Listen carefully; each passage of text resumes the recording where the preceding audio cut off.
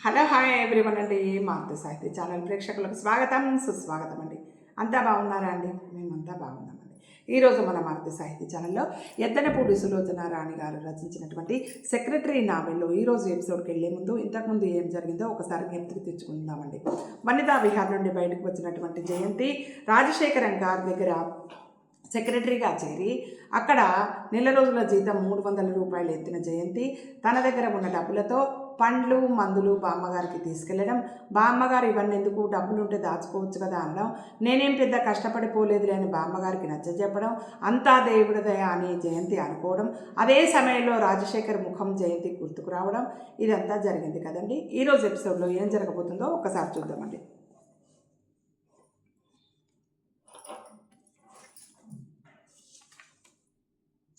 Rajasekharam post అంతట్లోనూ జయంతి దృష్టిని ఆకర్షించేవి ఇన్విటేషన్లు. అవి రకరకాలు, రోజుకు కనీసం 3-4 ఉంటాయి. సంగీతం సమ్మేళనాలు, సాహిత్య సభలు, డిన్నర్ పార్టీలు, టీ పార్టీలు, క్రికెట్ మ్యాచ్లు, అన్ని రకాలు ఉంటాయి. శేఖరం చాలా వాటిని చూసి పక్కన పడేస్తాడు. పడేసిన వాటిలో జయంతి తనకు కావలసిన వాటిని, ముఖ్యంగా డ్యాన్సులవి నాటకాలవి తీసి పక్కన పెట్టుకుని ఇంటికి తీసుకెళ్ళేది. అలా తీసుకెళ్ళిన వాటితో సునంద తను కలిసి ఆ ఇన్విటేషన్ కార్డులు ఉన్న ప్లేస్కి వెళ్ళేవాళ్ళు. మీ కొత్త ఆఫీసరు చాలా పలుకుబడి కలవాడులా ఉంది అనేది సునంద. ఆఫీసర్ అనకు అతన్ని అనేది జయంతి. ఏం ఆఫీసర్లలో ఉండే అధికారం, డాబు దర్పం అతనిలో లేవు. ఓహో, అయితే ఏమనమంటావు మరి నవ్వుతూ అనేది సునంద. నాకు తెలియదు, పోనీ నో, నా థ్యాంక్స్ అతనికి చెప్పు నువ్వు అని సునంద జయంతితో చెప్పేది. మంచిదానివే, అసలు నేను ఈ ప్రోగ్రామ్స్కి వెడుతున్నట్టు ఆయనకి తెలియనే తెలియదు. ఏం తెలిస్తే ఒప్పుకోడా? అదేం కాదు, ఏమీ అనడనుకుంటా, కానీ నాకే ఇష్టం లేదు. ఎంత వయసు ఉంటుంది అతనికి హఠాత్తుగా అడిగింది సునంద. ఏమో నాకు తెలియదు. ఎందుకు? ఆయన పేరు చెప్పినప్పుడల్లా నీ మొహం అదో మాదిరిగా అయిపోతుందిలే అందుకు. చీచే, జయంతి మొహం ఎర్రబడింది. సునంద పకపకా నవ్వింది. శేఖరం లేడు, బొంబాయి వెళ్ళి దాదాపు 10 రోజులు అవుతుంది. జయంతి ఆ రోజు మామూలుగా వచ్చి ఆఫీసు గదిలో కూర్చొని ఉత్తరాలు తెరిచింది. ఉత్తరాలన్నింటితో పాటు తన పేరు మీద ప్రత్యేకంగా ఒక కవర్ ఉంది. అవసరమైన పనులు ఏమైనా ఉంటే వాటికి అనుగుణంగా ఏ చర్యలు తీసుకోవాలో సూచిస్తూ శేఖరం అప్పుడప్పుడు ఇలా రాయటం అలవాటే. జయంతి కవర్ తెరిచి చూసింది. అందులో ఇలా ఉంది. జయంతి, ఎల్లుండో ఆవలెల్లుండో నీ పుట్టినరోజని, ఆ రోజు సెలవు ఇమ్మని నువ్వు అడిగినట్లు నాకు జ్ఞాపకం. ఇక్కడికి వచ్చిన తర్వాత స్నేహితులతో పాటు అలా సరదాగా షాప్కి వెడితే అక్కడ ఓ మంచి చీర కనిపించింది. నాకు అది చూస్తూనే చాలా నచ్చింది. నీకు కూడా బాగుంటుందనే అనుకుంటా. ఆ చీరని ఈరోజు విమానంలో పార్సెల్ ద్వారా పంపిస్తున్నాను. దాని రసీదు ఈ కవర్లో పెట్టి పంపిస్తున్నాను. ఈ రసీదు తీసుకెళ్ళి బషీర్బాగ్లో ఉన్న ఎయిర్లైన్స్ వాళ్ళకి చూపిస్తే నీకు చీర ఇస్తారు. నువ్వే వెళ్ళి తెచ్చుకో. పరిచయస్తులకి, బాగా తెలిసిన వాళ్ళకి, దగ్గర స్నేహితులు అని భావించే వాళ్ళకి ఇలాంటి చిన్న చిన్న బహుమతులు ఇవ్వడం సహజంగా అందరికీ అలవాటే అయి ఉంటుంది. దీని గురించి ఏవేవో ఊహించక, పెద్దగా ఆలోచించక పుట్టినరోజుకి చీర కట్టుకొని సరదాగా కాలం గడుపు. ఇట్లు రాజశేఖరం. జయంతి తన కళ్ళని తనే నమ్మలేక ఉత్తరాన్ని తిప్పి తిప్పి 4 సార్లు చదివింది. చదువుతుండగానే మొహం ఎర్రబడింది. బహుమతులు ఇవ్వటం అనేది అతనికి అలవాటై ఉండవచ్చు, అది అతనికి సామాన్యం కావచ్చు, కానీ అలా తీసుకోవడం జయంతికి అలవాటు లేదు. ఈ సంగతి శేఖరానికి ఎలా తెలుస్తుంది? తెలిసేదేముంది, రసీదు పక్కన పడేసి ఎయిర్లైన్స్కి వెళ్లకుండా ఉంటే సరిపోతుంది. ఆ చీర అక్కడే ఉండిపోతుంది కదా. కానీ జయంతికి ఎందుకో ధైర్యం చాలలేదు. అతనంతగా ఊపిరి సలపని పనుల్లో ఉండి కూడా ప్రత్యేకంగా గుర్తుపెట్టుకొని కావాలని పంపాడు కదా. ఇలాంటి ప్రత్యేకత కోసమే కదా తను కూడా ప్రతిక్షణం బాధపడేది. జయంతి మర్నాడు చీర తెచ్చుకుంది. ఇంటికి వస్తూనే శేఖరానికి అంతగా నచ్చిన చీరే ఏమిటబ్బా అనుకుంటూ ఆత్రంగా విప్పి చూసింది. చూస్తుండగానే మడత విప్పగానే ఆ చీరే జయంతి మనసుని దోచేసుకుంది. లేత గులాబీ రంగులో, అంచు దగ్గరగా 4 వేళ్ల వెడల్పున, ఆకుపచ్చ రంగులో సన్నటి తీగలు, ఆకులు ఉన్న లేసు సున్నితంగా చక్కటి పనితనాన్ని చూపిస్తుంది. పల్చగా మెత్తగా గుప్పిట్లో ఇమిడిపోయేలా ఉన్న ఆ చీరను కట్టుకోవడానికి ఇంకో రోజు ఆగాల అనిపించింది జయంతి మనసుకి. ఆ చీర విప్పి పరీక్ష చేస్తుండగా దాని మడతల్లోంచి కార్డు ఒకటి జారి జయంతి పాదాల దగ్గర పడింది. జయంతి వంగి దాన్ని తీసి చూసింది. పుట్టినరోజు శుభాకాంక్షలు తెలిపే కార్డు మీద కనిపిస్తున్న అందమైన సరస్సులో చక్కటి నావ, హంసాకారంగా ఉన్న ఆ నావలో వెనక్కి జారగిలబడి రాజకుమార్తెల ఠీవిగా కూర్చొని దూరంగా ఎక్కడికో పరధ్యానంగా చూస్తున్న అందమైన అమ్మాయి. ఆ అమ్మాయికి ఎదురుగుండా చుక్కానీ దగ్గర వంపులు తిరిగి బలంగా ఉన్న శరీరంతో అమ్మాయి వేపే పరీక్షగా చూస్తున్న అబ్బాయి. జయంతికి ఎందుకో చీర కంటే ఈ కార్డు మరీ నచ్చింది. కార్డు తిప్పి చూస్తే వెనుక పుట్టినరోజు శుభాకాంక్షలతో రాజా అని ఉంది. రాజా. జయంతి బుగ్గల్లోకి వెచ్చటి ఆవిరి వచ్చింది. ఒకసారి ఎప్పుడో ఆప్తులు దగ్గర వాళ్ళు రాజా అని, పరిచయస్తులు దూరంగా తెలిసిన వాళ్ళు శేఖరం అని పిలుస్తారని అతను చెప్పినట్లు జ్ఞాపకం. అయితే తన ఆప్తురాలా అనుకుంది జయంతి. పుట్టినరోజు రానే వచ్చింది.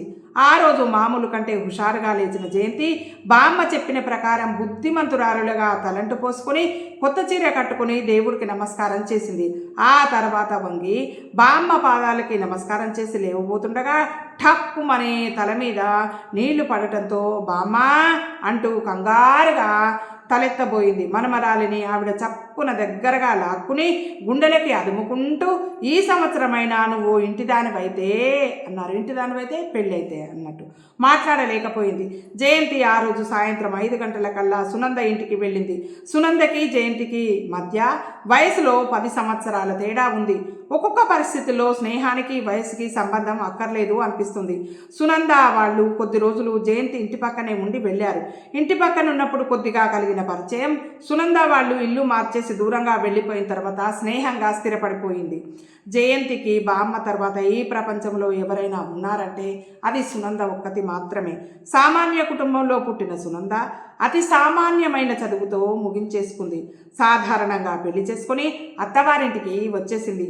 భర్తకి వచ్చే జీతంలో ఇల్లు పొదుపుగా గడుస్తుంది. 2 పిల్లలున్న సునందకి ఈ బరువు చాలదన్నట్టు రాయిలా తిరుగుతున్న అత్తగారికి పక్షపాతం వచ్చి మంచం మీద పడింది. ఇన్ని చిరాకుల్లో బతుకంటే ఎటువైపు ఏ క్షణం నుంచి ఏ ప్రమాదం వస్తుందో తెలియకపోయినా ఇంట్లో అడుగడుక్కి సంసారంలో అన్ని విధాల పరీక్షలు ఎదురవుతున్నా సునంద మొహం మీద చిరునవ్వు మాత్రము చెదరదు. మనము ఎంతవరకు అర్హులమో అంతవరకే మనకు భగవంతుడు ప్రసాదిస్తాడు. ఆ పైన దొరకాలనుకోవడం దురాశ, కావాలని కోరుకోవడం, భగవంతుడిని ప్రార్థించడం మూర్ఖత్వం అంటుంది సునంద. జీవితాన్ని గురించి సునంద చెప్పే సత్యాలెందుకో జయంతికి చాలా బాగా నచ్చుతాయి. ఒక్కోసారి ఎన్ని తెలిసిన మనిషి ఇలా మామూలుగా ఉండిపోయిందే అనిపిస్తుంది.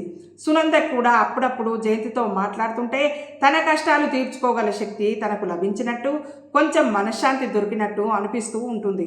ఎడారిలో ఉన్న ఈ జీవితంలో నువ్వు నిజంగా నాకు ఓయాసిస్సువి జయంతి అంటుంది సునంద. చచా, నేను నీలాంటి దాన్నే, అలా అనకు, ఎర్రబడిన మొహంతో అనేసేది జయంతి. తనకి దొరికినంతలో, అవకాశం ఉన్నంతలో, తనకి లభించిన సంతోషంలో సాధ్యమైనంత వరకు సునందకి పంచటానికే ప్రయత్నం చేస్తుంది జయంతి. జయంతి అలా చేసే వాటిల్లో సునందని తన వెంట సినిమాలకు తీసుకువెళ్ళడం ఒకటి. 4 రోజుల కిందే పుట్టినరోజున సాయంత్రం మీ ఇంటికి వస్తానని, నువ్వు రెడీగా ఉంటే ఇద్దరం సినిమాకు వెడదామని జయంతి సునందతో చెప్పి వచ్చింది. సునంద సరేనని 3 గంటలకల్లా పనంతా ముగించుకొని సాయంత్రం వంట కూడా అప్పుడే చేసేసి ఆ రోజు సాయంత్రానికి మటకు కొంచెం భర్తని చూసుకోమని భర్తకు చెప్తానని తప్పకుండా రమ్మనమని వాగ్దానం చేసింది సునంద. అనుకున్న ప్రకారం సరిగ్గా 5 గంటలకే అయ్యేసరికి కొత్త చీరలో తలనిండా సన్నజాజి పూలతో అదో విధమైన అపూర్వ కాంతితో వెలిగిపోతున్న మొహంతో చాలా రోజుల తర్వాత మళ్ళీ మొట్టమొదటి జయంతిలా ఫీల్ అవుతూ సునంద ఇంటికి వెళ్ళింది జయంతి వెళ్ళేసరికి సునంద వంట ఇంట్లో మొహం నిండా కారుతున్న చెమటలతో, చెరిగిపోయిన బొట్టుతో, జుట్టు రేగిపోయి క్షణం ఊపిరి సలపని దానిలా ఉంది. ఇంట్లో ఎవరో చాలామంది ఉన్నారు. ఇల్లంతా సందడిగా ఉంది. ఇంట్లో గోలని చూస్తూనే నీరు కారిపోయిన జయంతిని చూస్తూ సునంద దగ్గరగా వచ్చి ఉసూరుమంటూ, ఏం చెయ్యను, మధ్యాహ్నం రైలుకి దిగబడ్డారు, మా పిన్నత్తగారు, ఆవిడ కూతుళ్ళు, మా ఇంకో మరిది భార్యను అంది నీరసంగా. సునంద వంక జాలిగా బాధగా చూడటం తప్ప జయంతి ఇంకేం చేయగలదు? దాదాపు గంటన్నర అయిన తర్వాత సునంద ఇచ్చిన కాఫీ తాగి పిన్నత్తగారు వగైరా వాళ్ళంతా ఏకబిగిన వేసిన ప్రశ్నలకి బిక్కమొహంతో సమాధానం చెప్పి, ఈ చీర ఎంత? అంత తక్కువ ధరకి ఎక్కడ దొరికిందబ్బా? నువ్వు కొన్న షాపులోనే డబ్బిస్తాం, మాకు కూడా 2 చీరలు తెచ్చిపెట్టు అంటున్న వాళ్ళ మాటలకి భయపడి జయంతి దాదాపు బయటకి పారిపోయి వచ్చేసింది. ఉత్సాహం సగం చచ్చిపోయింది. అయినా అప్పుడే ఇంటికి వెళ్ళాలని అనిపించటం లేదు జయంతికి. ఈరోజు సునందతో కలిసి తనెంత సరదాగా గడపాలనుకుంది. హాయిగా ఏదైనా సినిమా చూసి అక్కడి నుండి ఏ హోటల్కైనా వెళ్ళి భోంచేసి ఇంటికి వెళ్ళాలి అనుకున్నారు జయంతి సునందలు. బయటకు వచ్చేసి ఒంటరిగా అటు ఇటు చూస్తున్న జయంతికి ఏం చెయ్యడానికి తోచక చివరికి ఒక్కతే సినిమాకు వెళ్దామని బయలుదేరింది. ఇంటికి వెళ్ళే తోవలోనే ఓ థియేటర్ ఉంది. అందులో ఏదో ఇంగ్లీష్ సినిమా ఆడుతుంది. ఆ సినిమా వచ్చి కూడా చాలా రోజులైంది. టైం అయిపోయినా పర్వాలేదు, టికెట్లు దొరుకుతాయి. జయంతి ఈ థియేటర్లోనే సగం రేట్లతో చూపించే మార్నింగ్ షోస్ బోలెడని చూసింది. జయంతికి మార్నింగ్ షోస్ అంటే చాలా ఇష్టం. సినిమా చూసినట్లు ఉంటుంది. తక్కువ ఖరీదు టిక్కెట్లతో పెద్ద క్లాస్కో వెళ్ళి కూర్చోవచ్చు. జయంతి వెళ్ళేసరికి సినిమా మొదలు పెట్టేశారు. మార్నింగ్ షో కాదు కాబట్టి రోజు తను మామూలుగా కూర్చునే చోట్లో కూర్చోవాలనే ఎక్కువ ఖరీదు పెట్టాలి. పుట్టినరోజు నాడు ఆ మాత్రం ప్రత్యేకత లేకపోతే ఎలా అనుకుంది జయంతి. తను మామూలుగా కూర్చునే క్లాస్ టికెట్టే ఎక్కువ ధర ఇచ్చేసి తను మామూలుగా అక్కడ కూర్చోవాలనుకున్న చోటే కూర్చుంది. లోపల పిక్చర్ అయిపోయింది. బయట నుంచి థియేటర్ లోపలికి వస్తే అసలే కళ్ళు కనిపించవు. అలాగే చీకట్లో తడుముకుంటూ తన కుర్చీ వైపు వెళ్ళింది. పిక్చరు వచ్చి చాలా రోజులు అయింది కాబట్టి జనం అక్కడక్కడ తప్ప ఎక్కువగా జనం లేరు. తడుముకుంటూ కుర్చీ దగ్గర వచ్చిన జయంతికి సరిగ్గా తను కూర్చునే కుర్చీలోనే ఎవరో కూర్చొని ఉండటంతో కోపం వచ్చింది. వేధావాది, ఆ సీటు కూడా కాదు కదా, తను కావాలని 2:30 పెట్టి పైకి వచ్చింది. చిచ్చి ఈరోజు అన్నీ నిరాశలే. ఆ కుర్చీకి ముందు వరుసలో ఉన్న కుర్చీలో వెళ్ళి కూలబడింది నీరసంగా జయంతి. పుట్టినరోజు అంటే తనకు సంవత్సరాదితో సమానం. ఆ రోజు ఎలా గడిస్తే మొత్తం సంవత్సరం అంతా అలాగే గడుస్తుందని పెద్ద నమ్మకం. అంటే దాన్ని బట్టి ఈ సంవత్సరం అంతా అడుగడుక్కి ఆశించింది అందకుండా నిరాశలతో గడుస్తుంది కాబోలు. జయంతి నిట్టూర్పు విడిచింది. చూస్తుండగానే ఇంటర్వెల్ అయిపోయింది. లైట్లు వెలిగాయి. తన సీట్లో కూర్చొని తనకి తెలియకుండానే నిరాశపరిచిన ఆ మహానుభావుడు ఎవరు బాబు అనుకుంటూ జయంతి తిరిగి చూసింది. అతను కూడా ఇటే చూస్తున్నాడు. మీరా సంభ్రమాశ్చర్యాలతో అంది జయంతి. జయంతి, శేఖరం తెల్లబోయాడు. అయితే నా సీట్లో కూర్చున్నది మీరన్నమాట అనుకోకుండా ఆశ్చర్యపోయిన జయంతి ఆ మాట పైకే అనేసింది. అంటే అర్థం కానట్టు అడిగాడు శేఖరం. జయంతి సంగతంతా చెప్పింది. అతని పెదవులు చిరునవ్వుతో విచ్చుకున్నాయి. అంతా విన్న తర్వాత లేచి పక్క కుర్చీలో కూర్చుంటూ, పోన్లే ఇంకా సినిమా పూర్తి కాలేదుగా అన్నాడు. థ్యాంక్స్. జయంతి లేచి వచ్చి శేఖరం ఖాళీ చేసిన కుర్చీలో కూర్చుంది. ఒక్కదానివి వచ్చామే శేఖరం అడిగాడు. జయంతి సునంద సంగతి చెప్పడం మొదలుపెట్టింది. చెవులు జయంతి మాటలను ఆలకిస్తున్నా అతని కళ్ళు మటుకు కొత్త చీరలో బొమ్మలా ఉండి మెరిసిపోతున్న జయంతిని శ్రద్ధగా పరీక్షగా గమనిస్తున్నాయి. సునంద సంగతి చెప్తున్న జయంతి మధ్యలో ఎందుకో ఆగినప్పుడు శేఖరం తన మాట అంతగా వినటం లేదని, తను కట్టుకున్న చీర వైపు గమనిస్తున్నాడని గ్రహించి ఆ చీరే అతను పంపించిందే అని గుర్తుకొచ్చేసరికి తల కిందకి వాలిపోయింది. భగవాన్, తను ఈ చీర కట్టుకునేప్పుడు ఇలా అతని కంటపడాల్సి వస్తుందని కల్లో కూడా అనుకోలేదు జయంతి. జయంతి, ఈ చీరలో ఎంత బాగున్నావని, నిజంగా నేను ఊహించిన దానికంటే చాలా బాగున్నావు. ఈరోజు నా ఫ్రెండ్స్తో కలిసి వెళ్ళినప్పుడు షాప్ వాడు ఈ చీర తీసి ముందు పడేయగానే నువ్వే గుర్తుకొచ్చావు. ఇంతలో మళ్ళీ సినిమా మొదలు పెట్టడానికి సూచనగా లైట్లు పోయినాయి. బతికాను అనుకుంది జయంతి. లేకపోతే తన మొహంలో కలిగే భావాల్ని అతను పుస్తకంలా చదివేయగలడు. మీరు ఊరు నుంచి ఎప్పుడొచ్చారు? ప్రసంగం మార్చేయటం కోసం అడిగింది జయంతి. ఇందాకే 3 గంటలకి వచ్చాను. అప్పుడు ప్లేన్ ఎక్కడుంది? ప్లేన్లో కాదు, బొంబాయి నుంచి కారు వస్తుంటే అందులో వచ్చేశాను. వచ్చేసిన తర్వాత ఏమీ తోచలేదు. క్లబ్కి వెళ్ళబుద్ధి కాలేదు. మీ ఇంటికి వచ్చి నిన్ను చూసి పుట్టినరోజు అభినందనలు చెప్పాలనుకున్నాను. కానీ మధ్యలో విరమించుకొని వెనక్కి వచ్చేశాను. ఏం చెయ్యాలో తోచక ఇంటికి వెళ్ళబుద్ధి కాక ఇక్కడికి వచ్చాను. వచ్చి కూర్చున్నానన్న మాటే కానీ నిన్ను గురించే ఆలోచనలు. ఏం చేస్తున్నావో, నేను పంపిన చీర కట్టుకున్నావో లేదో, అది నీకు నచ్చిందో లేదో, చాలా చిన్నగా మాట్లాడుతున్న శేఖరం మాటలు, ఆ మాట్లాడే తీరు జయంతికి చాలా కొత్తగా అనిపించాయి. అతని కంఠం దేనికోసమో వెతికి వెతికి దొరకదని నిరాశపడి అలసిపోయినప్పుడు చివరకు హఠాత్తుగా దొరికితే ఎలా ఉంటుందో అలా ఉంది. జయంతి బొమ్మలా వింటూ కూర్చుండిపోయింది. పిక్చరు అయిపోవడంతో ఇద్దరు బయటకు వచ్చేశారు. మెట్లు దిగి కిందికి వస్తుండగా ఎదురుగుండా గోడలకి బిగించి ఉన్న అద్దాల్లో ఒకరి పక్కగా ఒకరు నడుస్తున్న ప్రతిబింబాన్ని ఇద్దరు గమనించుకొని అనుకోకుండా మొహమొహాలు చూసుకున్నారు.